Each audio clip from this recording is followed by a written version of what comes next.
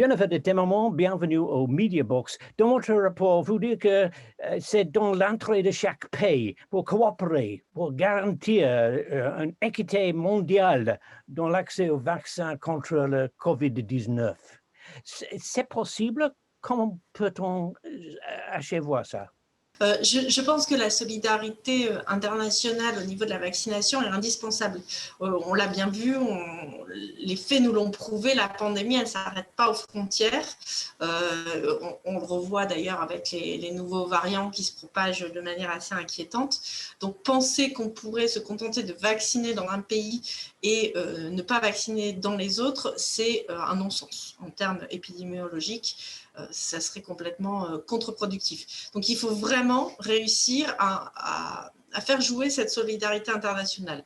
Malheureusement, pour l'instant, les faits ne vont pas dans ce sens-là. Je suis assez inquiète sur des remontées, l'inégalité du développement de la vaccination dans les pays, les révélations par rapport à Israël, notamment le fait que peut-être ils auraient échangé et sécurisé des doses de vaccins supplémentaires pour eux en échange de données avec les laboratoires Pfizer sont quand même inquiétants. Et je pense que c'est vraiment un contresens. Il faut vraiment insister là-dessus auprès des États membres, notamment du Conseil de l'Europe et aussi les États observateurs comme Israël. C'est que ça serait ridicule de penser qu'on peut contenter de s'enfermer dans ses frontières et que la pandémie, elle va s'arrêter aux frontières. Donc non, il faut que la solidarité internationale joue. Et d'ailleurs, par rapport au premier texte qu'on a adopté en commission, dans l'hémicycle, on proposera des amendements pour rappeler cette importance et pour inviter les États qui auraient des doses supplémentaires à faire jouer la solidarité vis-à-vis des autres États qui sont moins avancés dans la vaccination.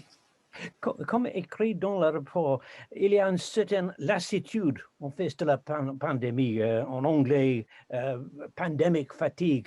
Comment peut-on combattre ça et les anti-vax personnes? Alors, déjà, je ne pense pas qu'il y ait un combat à mener contre les anti-vax.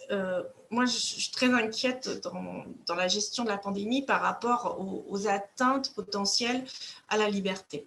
Être anti-vax, c'est aussi exprimer une certaine opinion. Donc, je ne parlerai pas de combat, il n'y a pas de méchants ou de gentils en termes de vaccination, il y a des gens qui ont des convictions. Déjà, pour être un peu clair là-dessus, je pense plutôt qu'il faut convaincre les gens, en fait. Il faut communiquer, il faut informer, il faut être transparent. Et c'est peut-être ce dont on manque actuellement, et notamment ce dont manquent les laboratoires pharmaceutiques, c'est de communiquer, mais attention, pas de communiquer des rapports scientifiques qui sont effectivement accessibles en ligne, mais auxquels la plupart des gens ne comprennent pas, en fait. Déjà, ils sont en anglais, ce qui est très bien pour une grande partie, mais par exemple, les Français, nous, on souffre un petit peu au niveau des langues. Quand on doit aller lire en anglais et en plus lire un rapport scientifique en anglais, je vous garantis que la plupart des Français n'ont pas l'information, le niveau d'information satisfaisant à ce niveau-là.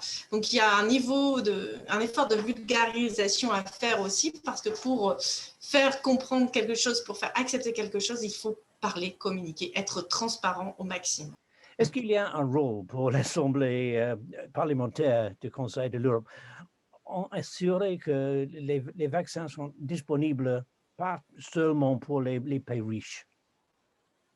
Alors, en tant que parlementaire, on a quand même la possibilité sur nos territoires de remonter un certain nombre de choses, chacun au niveau de son État. Lorsqu'on a des textes qui nous sont proposés pour réguler ou organiser la stratégie vaccinale dans les territoires, il faut qu'on insiste beaucoup. Je vais prendre l'exemple de la France. On a eu une proposition de résolution qui a été portée par un groupe parlementaire pour inciter à la solidarité internationale, pour que vraiment on accentue là-dessus. Ça, c'est des initiatives parlementaires qui peuvent être prises un peu partout, parce que ce texte était ce qu'on appelle une proposition de loi en France, c'est-à-dire vraiment émané d'un collègue parlementaire. Donc, on doit prendre ce rôle et on doit vraiment réclamer à nos gouvernements de pouvoir garder un œil, de pouvoir contrôler la stratégie vaccinale et de pouvoir l'influer. Et donc, ça fait partie de notre rôle. Madame de Témamont, merci beaucoup.